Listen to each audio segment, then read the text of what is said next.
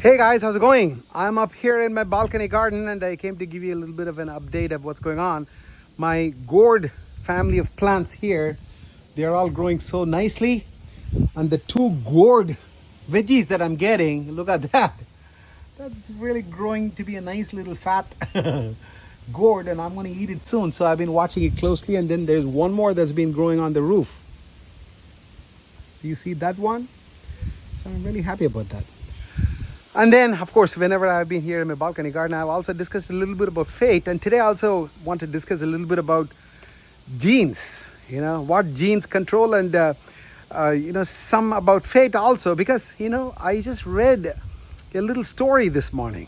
It was uncanny. I couldn't even believe it. I thought it was fake news about two identical twin brothers, They were born in 1940 and they got separated out. They were adopted out to two different families. So they ended up growing in two unrelated families, and then they were 39 years old by the time they met each other.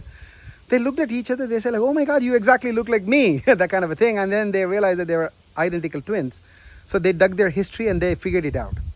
And then they realized that they had a lot of similar likings because they both liked Miller Lite beer, amongst all the things. And then they both liked, Salem cigarette to smoke. And then they both had a light blue Chevrolet car. Can you believe that? I mean, that level of commonality.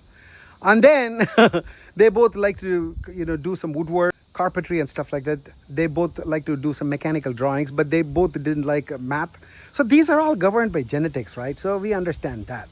Especially identical twins. They're going to really have all these things very similar. But then what other commonalities that they had, that was inexplicable. Because they both had been married first time to one lady called as Linda. And then they both had gotten divorced. And then they both got remarried. And the second wife in both these cases were named as Betty. Can you believe that? And then they both had named their sons as James Allen. So, that was just uncanny. And it looks like they had several other commonalities that were not purely genetic related. And they just had it as common. So they were just astounded to really learn all these similarities. And it looks like they did a research on those guys. Just Google it. Jim Lewis and Jim Springer.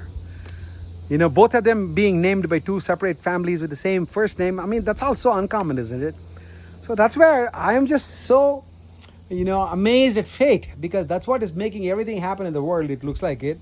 And right now, I'm at the mercy of fate, and it's making all these plants grow nicely, and it's given me so far two veggies. So I'm happy about it. Talk to you later in my next post. Goodbye.